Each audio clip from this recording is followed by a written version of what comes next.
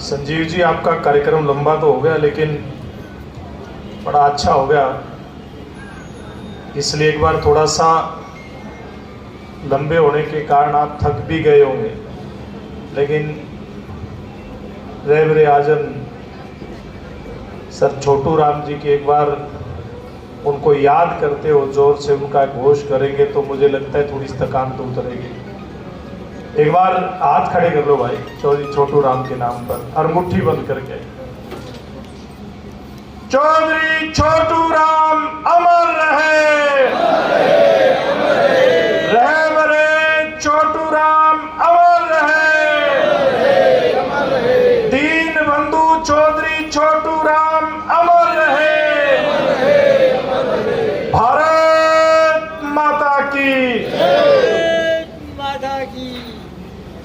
जाट धर्मशाला हिसार के प्रधान, जिन्होंने बहुत कड़ी मेहनत करके इस कार्यक्रम को सफल बनाने के लिए जो काम किया, ऐसे हमारे अध्यक्ष संजीव कोहाड़ जी, नरेश पूनिया जी, विशिष्ट अतिथि हमारे रणधीर पनियार जी ने आना था, लेकिन उनके कोई ज़रूरी काम से चंडीगढ़ जाने के कारण से उनके बेटे यहाँ पर उपस्थित हुए हैं। हमारे साथी मंच का संचालन कर रहे भाई मनदीप मलिक जी, आशा खेगड़ जी, कृष्ण सरसाणा जी, सभा के सेक्रेटरी सुभाष सिंधु जी, उप प्रधान लीलू पेटवाड़ जी, कोषाध्यक्ष दीपक गिल जी, सह सचिव धर्मपाल ढिल्लों जी, किसान नेता दिलबाग हुड्डा जी, बलराज मलिक जी, रणधीर बामल जी, रामवीर ढांडा जी, हिसार के मेयर बैठे हैं, चले गए, बैठे हैं हमारे बीच में, और इनके साथ बहुत सारे पार्षद भी आए हैं और उपस्थित ऐसी संस्थाओं के मुखिया जिनको यहाँ बुलाकर के सम्मानित किया गया है। मुझे लगता है कि कोई सामाजिक संस्था शायद ही कोई बची हो, सबको यहाँ सम्मानित किया गया है। ऐसे सभी सम्मानित बंधुगण, मातृशक्ति, बुजुर्गों, नौजवान साथियों, बहुत ही सम्मानित पत्रकार मित्रों, बड़ी खुशी हुई जब ये कार्यक्रम की चर्चा भाई संजीव कोहाड़ जी ने की, और उससे ज़्यादा खुशी मुझे इस बात की हुई कि इनके बारे में जब पता चला कि हाँ, अलग अलग सामाजिक संस्थाओं को, उनके अध्यक्षों को, समाज सेवियों को सम्मानित करने का भी काम यहाँ पर किया जाएगा। ऐसा बहुत कम होता है और होना भी चाहिए था। आज ऐसी शख्सियत कि हम जयंती यहाँ पर मनाने के लिए इकट्ठा हुए हैं, जिनको अलग अलग नामों से पूरी दुनिया जानती है। कोई दीन बंधु चौधरी छोटू राम कहता है, कोई रहबरे आजम कहता है, लेकिन हर एक संबोधन से उनके व्यक्तित्व की एक विशिष्टता झलकती है। और हम सब लोग इतनी बड़ी संख्या में जो यहाँ इकट्ठे हुए हैं, मुझे लगता है कि हम सब लोगों को मिल करके, और ये जो कई बार राजनीतिक वातावरण में लगता है कि हमारे जैसे अलग अलग राजनीतिक दलों के लोग अपनी पार्टी के लोगों को बहुत बड़ा बना देते हैं, और उसके कारण से दीन बंधु चौधरी छोटू राम जैसे लोगों का कद कई बार लगता है कि वो छोटा करने का प्रयास करते हैं। तो आज जब इस प्रकार के कार्यक्रम में आए और हम यहाँ उनको याद करते हुए अगर एक संकल्प लेकर के जाए कि भाई चाहे चौधरी छोटू राम जी हो या सेठ छज्जू राम जी, जिनकी बदौलत चौधरी छोटू राम जी ने बाल्यकाल से शिक्षा ग्रहण की थी, इतना बड़ा बनाने में जिनका बहुत बड़ा योगदान था, ऐसी शख्सियतों को कभी हम छोटा मत होने दें।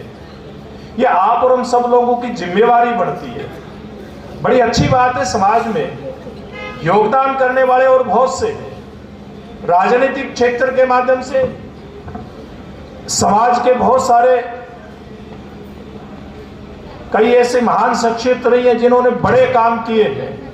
लेकिन चौधरी छोटू राम, जिनको छोटू राम के नाम से पुकारा गया था, इनसे बड़ा काम कोई आज तक तो किसान और मजदूर के लिए कुछ कर नहीं पाया। ये बात मैं जिम्मेवारी के साथ कह सकता हूं। आज हम सब लोग उनके 145वीं जयंती मनाते हुए इस बात का गर्व भी महसूस कर रहे हैं कि आज ही के दिन 1881 में जब उनका जन्म हुआ था, तो वह जन्म बहुत ही साधारण परिवार में हुआ था, बहुत गरीब परिवार किसान में हुआ था। और जो वो बड़े होते गए, बेशक माँ बाप ने उनका नाम राम रिचपाल ओल्यान रखा था, लेकिन परिवार में छोटे और कद में भी सामान्य होने के कारण से ऐसी बड़ी शख्सियत को छोटू राम के नाम से पुकारा जाने लगा। और उनकी जो शख्सियत थी, वो बताते हैं कि बाल्यकाल से ही उसके अंदर उसकी झलक दिखाई देती थी। ये बहुत साधारण सा दिखने वाला बालक कभी दुनिया के अंदर बड़ा नाम करके जाएगा। और एक बड़ी चुनौती जो जन्म से उनके साथ लगी थी कि बहुत साधारण गरीब मजदूर किसान के परिवार में पैदा होने वाला, ग्रामीण पृष्ठभूमि में पैदा होने वाला, और उस समय तो अपने देश की जो 80% जनसंख्या ग्राम के अंदर रहती थी, गांव के अंदर रहती थी, उसके हालात इसी प्रकार के थे। जो वो शिक्षित होते गए, सामाजिक कार्यों को करने की उनके अंदर मन के अंदर ललक आती गई, और साथ के साथ उनके मन के अंदर एक ललक उठी कि आज मेरा जो समाज है, किसान है, परिवार हमारा किसान परिवार है, चाहे मजदूर परिवार है, वो बड़े संकट के उसमें गुजर रहा है, दौर से गुजर रहा है। और उनके मन में ये बात घर करती गई कि अगर कभी मौका मिला तो निश्चित रूप में गरीब के लिए, किसान के लिए, मजदूर के लिए कुछ करने का प्रयास करूंगा। और वो काम निश्चित रूप में हम अपने सामने देखते हैं कि उन्होंने करके दिखाया। और आज मेरे से पहले भी बहुत सारे वक्ताओं ने, सराव साहब व अन्य लोगों ने जो बात रखी थी, निश्चित रूप में इसलिए हम ये बात याद रखते हैं कि बहुत बड़ा काम वो करके गए थे। और हम लोग अगर उनके जीवन को जो वो आगे बढ़ते गए देखते हैं कि छात्र के रूप में हो, एक एडवोकेट के रूप में हो, सामाजिक कार्यकर्ता के रूप में हो, हर दृष्टि से उन्होंने एक अगली अलग पहचान बनाने का काम किया था। और इसलिए उनके बारे में किसी ने कुछ पंक्तियां लिखी हैं, अपनी हर अदा अनोखी है, अपनी हर अदा अनोखी है, अपना हर चलन निराला है, लोग जिन हादसों में मरते हैं, मुझे उन हादसों ने पाला है। इस प्रकार की शख्सियत चौधरी छोटू राम जी हुआ करते थे। और जैसे उनका छोटा कद था, उसी समय में लाल बहादुर शास्त्री जी भी देश की राजनीति में एक उभरती हुई शख्सियत थे। तो लोग इन दोनों की तुलना बहुत बार करते थे, लेकिन जिस प्रकार का इन दोनों का ही बहुत सादा जीवन था, लेकिन ऊंचा चरित्र था, जिसके कारण से समय समय पर वो जिस प्रकार के सामाजिक और किसान के आंदोलनों में हिस्सा लेते थे, तो ब्रिटिश सरकार की कई बार उन्होंने चूड़े हिलाने का भी काम किया था। एक बार नहीं, बहुत बार इस प्रकार के मौके आए थे जब ब्रिटिश की सरकार को, अंग्रेजी हुकूमत को उनकी शख्सियत का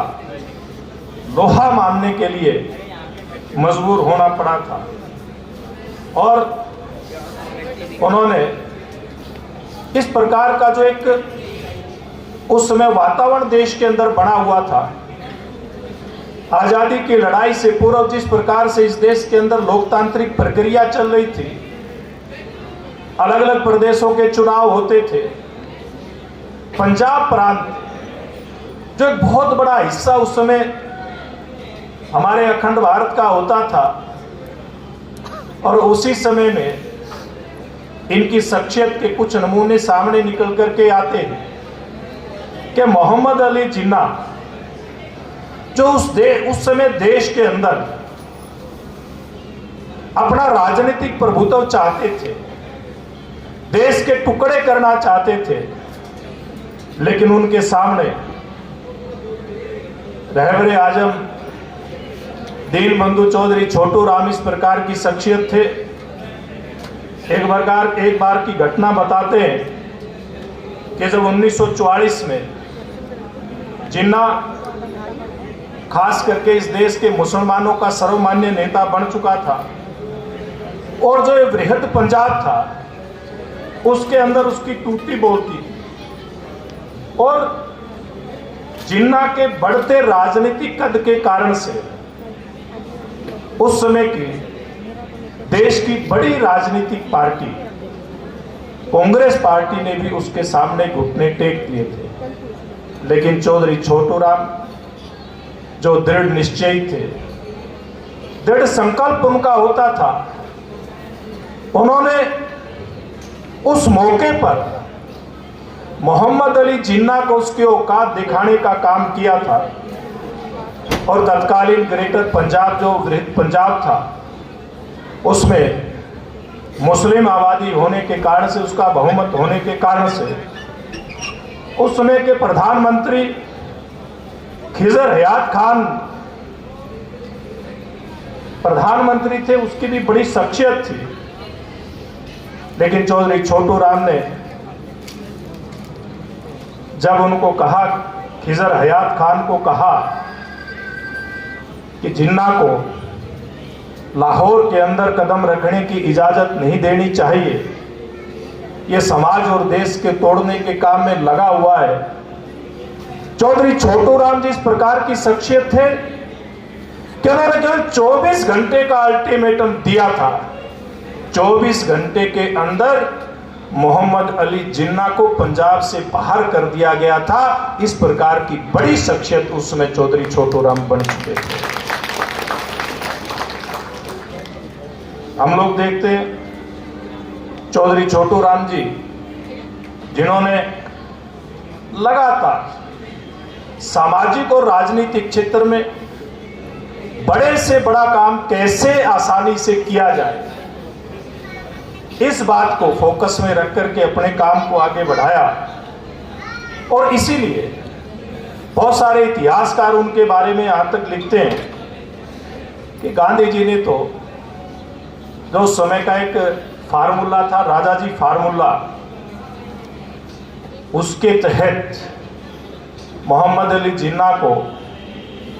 थाली में सजा करके पाकिस्तान भेंट कर दिया था। लेकिन मैं एक बात दावे के साथ कहता हूं,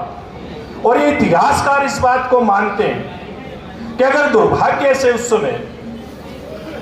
दीन बंधु चौधरी छोटू राम जिंदा होते तो देश के टुकड़े कदापि नहीं हो सकते थे। इस प्रकार का दृढ़ निश्चय हमारे चौधरी छोटू राम का था। आज इस प्रकार की शख्सियत को याद करते हुए हम सब लोगों को गर्व की अनुभूति होनी चाहिए। इसके साथ साथ उन्होंने जिस प्रकार से उस समय की जो अंतरिम सरकार थी, उस सरकार में रहते हुए किसानों के लिए बहुत सारे इस प्रकार के अनेकों जो कानून बनाए गए थे, उसके अंदर अपनी महत्वपूर्ण भूमिका निभाने का काम किया था। उनका आजादी की लड़ाई लड़ते लड़ते जो कांग्रेस पार्टी से संपर्क आया था, लेकिन धीरे धीरे उससे उनका मोह भंग भी होता गया और उन्होंने देश के अंदर, खास करके उत्तरी भारत के अंदर यूनियनिस्ट पार्टी का गठन करने में सबसे बड़ी भूमिका निभाई थी। ये उस समय का बहुत बड़ा काम था। वो एक प्रखर आर्य समाजी नेता के रूप में भी उस समय जाने गए, लेकिन जब कलम की बात आती थी तो निश्चित रूप में उनकी पार्टी जब सत्ता में आई तो उनका जो संकल्प था किसान का, मेरे मजदूर का भला करने का, वो संकल्प उनका उनकी कलम के रूप में देखने को मिला और उन्होंने किसान और मजदूर को सूदखोरों के चुंगल से बचाने के लिए जिस प्रकार के कानून बनाए थे, वो अगर आज उसकी व्याख्या हम करते हैं, उसकी चर्चा करते हैं, तो कोई सामान्य कानून नहीं थे। आज उन्हीं में से बहुत सारे कानूनों ने आगे बढ़कर के हमारी रक्षा करने का काम किया है। उस समय के प्रमुख कानूनों में 1930 का पंजाब खाता अधिनियम था, 1934 का पंजाब ऋणग्रस्तता राहत अधिनियम था, 1936 का पंजाब देनदार संरक्षण अधिनियम था, 1938 का पंजाब धन प्रदाता पंजीकरण अधिनियम था, 1968 में पंजाब रहन प्रदत्त भूमि वास्तविक स्वामी को लौटाएंगे, इस प्रकार का अधिनियम जो पास किया गया था, निश्चित रूप से किसानों की जो जमीन रहन की जाती थी उससे उसको बचाने के लिए इससे बड़ा कोई कानून नहीं हो सकता था जो चौधरी छोटू राम पास करके गए थे। इसी प्रकार से 1939 में पंजाब कृषि उत्पादन विपणन अधिनियम जो लेकर के आए थे और 1941 के अंदर पंजाब भार एवं मापन अधिनियम लेकर के आए थे। ये ऐसे अधिनियम थे जिनकी अगर आप लोग विस्तृत व्याख्या करेंगे, इसकी ज्यादा गहराई में नहीं जाऊंगा, लेकिन मैं एक बात कह सकता हूं, जो इनका हमारा जो आज का वर्तमान कानून है, एपीएमसी एक्ट कहते हैं, जिस मार्केट कमेटी की हम बात करते हैं, हमारा रोग की साथी है कि आज चेयरमैन के रूप में बैठा है, ये अगर अधिनियम आज हमारे लिए काम कर रहा है। सहरावल जी कह रहे थे कि आज उसी कानून के तहत हमारे किसान भाई का कोई अंग भंग हो जाता है, मृत्यु हो जाती है, तो उसको एक अनुदान मिलता है। इसकी शुरुआत करने वाले थे तो चौधरी छोटू राम जी थे। बहुत बड़ा काम हमारी कौम के लिए, किसान और मजदूर के लिए वो करते थे। और मैं समझता हूं नरेंद्र मोदी जी की सरकार भी एक कृषि कानून लेकर के आई थी। हो सकता है कुछ हमारे किसान भाई आंदोलनकारी मंच के ऊपर बैठे मेरी बात से सहमत हो या ना हो, लेकिन मैं एक बात दावे के साथ कहता हूं, इन 3 कृषि कानूनों की अगर कोई सही रूप से इनका अध्ययन करेगा, इनकी स्टडी करेगा, तो निश्चित रूप से एक बात निकल करके आती है कि जो बात चौधरी छोटू राम कह करके गए थे, जो कानून बना करके गए थे, उसी कानून को आगे बढ़ाने का काम नरेंद्र मोदी जी हमारे प्रधानमंत्री कर रहे हैं। लेकिन अलग बात है, हम लोगों को ठीक नहीं लगा, देश की सरकार ने उनको वापस ले लिया। लेकिन इस सारी बात के बावजूद भी एक बात बिल्कुल स्पष्ट हो जाती है कि चौधरी छोटू राम जी की जो सोच थी वो बहुत दूरदृष्टि की सोच रखते थे। वो इस बात का ध्यान रखते थे कि केवल वर्तमान पीढ़ी नहीं, हमारे आने वाला जो भविष्य है भारत का, वो किस प्रकार से हो। और उस समय में हम लोगों को ध्यान आता है कि संयुक्त जो देश था, भारत था, उस समय की अंतरिम सरकार थी। उस समय हमारा जो ये पंजाब, बड़ा पंजाब था, एक पंजाब था, उसके बहुत बड़े हिस्से के कारण, वो एक बहुत बड़े हिस्से के अंदर हम लोग देखते हैं कि हमारा ये अम्बाड़ा से ऊपर का सारा एरिया और ऊपर पहाड़ी तलहटी तक चला जाता था। जहां नंगल डैम बड़ा है उसके नीचे का सारा जो विस्तार था बाढ़ की चपेट के अंदर आ जाता था। और हमारा ये हिसार और दक्षिण हरियाणा का हिस्सा उस समय सूखे की मार झेलने का काम करता था। उन्हीं की ये दूरदृष्टि थी कि आज हिमाचल के बिलासपुर जिले के अंदर जो भाखड़ा बांध का निर्माण हुआ है, अगर वो देन किसी की है तो वो 100% चौधरी छोटू राम की देन है। आज बेशक कोई दूसरे राजनीतिक लोग उसका श्रेय लेने का प्रयास करते हो, लेकिन उस बात का श्रेय किसी दूसरे व्यक्ति को नहीं दिया जा सकता। आज मैं ज्यादा लंबी बात ना करते हुए आप सबसे एक ही आग्रह, एक ही अपील करके जाना चाहता हूं कि हम लोग जब इस प्रकार की संस्थाएं काम करती हैं, जिस प्रकार का काम आज संजीव कोहाड़ जी की पूरी टीम ने यहां मिलकर के किया है, केवल चौधरी छोटू राम के वंशजों को इकट्ठा नहीं किया, बल्कि उनके विचार को मानने वाले सभी ऐसी संस्थाओं को, मजदूरों को, गरीबों को, 36 बरादरी की संस्थाओं को यहां पर बुला करके जिस प्रकार से सम्मानित करने का काम किया है, एक शुरुआत महज हो सकती है, लेकिन ये शुरुआत ये रुकनी नहीं चाहिए, क्योंकि चौधरी छोटू राम ने जिस प्रकार का काम किया था वो केवल एक बरादरी का काम नहीं किया, वो 36 बरादरी के लिए काम करते थे, वो पूरे देश के लिए काम करते थे। यहां इस उत्तरी भारत के अंदर मुसलमानों का बहुमत होने के बावजूद भी, जिन्ना के आंदोलन के बावजूद भी उनकी शख्सियत इतनी बड़ी थी कि मुस्लिम उनको अनुसरण करते थे। ये अगर उनके जीवन के बारे में अध्ययन करेंगे तो हम सब लोगों के सामने एक बात निकल करके आती है। तो आज हम सब लोगों की जिम्मेवारी बनती है कि जिस प्रकार का देश चौधरी छोटू राम जी जैसी शख्सियत चाहते थे, हमें इस बात का विश्लेषण करना चाहिए, इस बात का अध्ययन करना चाहिए कि क्या वैसा समाज हमारा बन करके निकला है, क्या वैसे हमारी समाज के अंदर शख्सियतें बढ़ करके निकली हैं क्या, जो समाज को एक रूप देने का काम कर सकें। हम लोगों को संकल्प लेना चाहिए कि हम उन्हीं के बताए हुए रास्ते पर चलते हुए, उन्होंने जिस प्रकार के कानून बनाए थे किसी एक बरादरी के लिए नहीं बनाए थे, वो 36 बरादरी के लिए कानून थे, वो गरीब के लिए, मजदूर के लिए, किसान के लिए, कमेरे के लिए, सब लोगों के लिए कानून बनाए थे। तो आइए आज हम उनकी जयंती के ऊपर इस प्रकार का संकल्प लें कि हम इस जातिवादी के जहर को खत्म करते हुए, जिस प्रकार की उनकी शख्सियत थी, जिस प्रकार का कार्यक्रम इस संस्था ने करवाया है, संजीव कोहाड़ जी ने करवाया है, हम इसी रीत को आगे बढ़ाते हुए सब समाज मिल करके आगे बढ़ने का हम लोग काम करेंगे। तो निश्चित रूप में मैं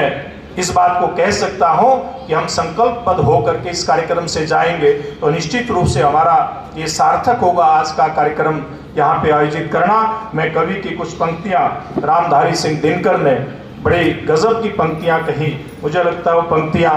वास्तव में चौधरी छोटू राम जी के जीवन के ऊपर स्टीक बैठती हैं। उन्होंने कहा, रामधारी सिंह दिनकर ने, सबकी पीड़ा के साथ व्यथा, सबकी पीड़ा के साथ व्यथा, अपने मन की जो जोड़ सके, मुड़ सके जहां तक समय उसे, निर्दिष्ट दिशा में मोड़ सके, युग पुरुष वही सारे समाज का, युग पुरुष वही सारे समाज का, विहित धर्म गुरु होता है, सबके मन का जो अंधकार अपने प्रकाश से धोता है, अपने प्रकाश से धोता है। इस प्रकार की शख्सियत को याद करने के लिए जो आप लोग इकट्ठा हुए, आप सब लोगों के दर्शन मैं भी कर पाऊँ, इस बात के लिए जो मौका मुझे संजीव जी, आपकी पूरी टीम ने, भाई मनदीप जी ने, इन लोगों ने दिया, इस बात के लिए आप सबका बहुत बहुत धन्यवाद। और आप इतनी बड़ी संख्या में पहुँचे, मातृशक्ति भी यहाँ पर पहुँची, बहुत दानवीर भी यहाँ पर पहुँचे, इनका भी मैं दिल की गहराई से अभिनंदन करता हूँ, स्वागत करता हूँ। और मेरे जो मैं काम जो लगाया था वो मैंने पूछ लिया था प्रधान जी से भी, एक दो लोगों से, और से मनदीप जी से भी, कि मेरे लिए सेवा क्या रहने वाली है। तो उन्होंने कहा कि कुछ बाथरूम है, कुछ का तो रेनोवेशन हो गया है, कुछ का अभी होना बाकी है। तो मैंने इनसे एस्टीमेट पूछा था, वो इसका पूरी तरह से इस धर्मशाला का रेनोवेशन होगा, इसके अंदर अच्छे बेड लगेंगे, कमरे में अच्छे एसी लगेंगे, अच्छे अटैच बाथरूम इसके अंदर नए बनाए जाएंगे। तो मैं समझता हूँ इस प्रकार की इस आधुनिक समय के अंदर, इस भागदौड़ के समय के अंदर जिस प्रकार की सुख सुविधाओं से सुसज्जित एक धर्मशाला को होना चाहिए, वैसी धर्मशाला का स्वरूप इसको देने के लिए आपने जो प्रधान जी और आपकी पूरी टीम ने बीड़ा उठाया है, मुझे जो संकेत हुआ था कि उसके ऊपर 12-15 लाख रुपए खर्च होंगे तो मैं अपनी संसद निधि से 15 लाख रुपए देने की घोषणा करता हूं। और समाज फिर कभी मुझे इस लायक समझेगा, मैं इस लायक नहीं हूं मेरे लिए इस घोषणा पे इतनी तालियां बजे, लेकिन ये ताकत है, ये तालियां मेरी नहीं है, ये तालियां आप लोगों की है। वो कहते हैं सर्वे भवन्तु सुखिनः सर्वे सन्तु निरामया। इस प्रकार की संस्कृति को लेकर के हम बढ़ने वाले लोग हैं। और उसमें यह भी कहा है कि तेरा तुझको अर्पण क्या लागे मेरा। ये जो कुछ आज सरकार के माध्यम से एक राज्यसभा सांसद के नाते जो मेरी ताकत है वो आप सब लोगों की ताकत है। ये जो कुछ भी है आप लोगों का है। इसलिए आज मैं जो घोषणा करके जाता हूं ये मेरी नहीं, ये आप सब की घोषणा है, आप सब की तरफ से है। और फिर कभी भी मुझे किसी भी तरह की सेवा के लिए यहाँ पर याद किया जाएगा, निश्चित रूप में अपने आप का मैं सौभाग्य समझूंगा कि मुझे आप लोगों ने इस काम के काबिल समझा। आपका बहुत बहुत धन्यवाद।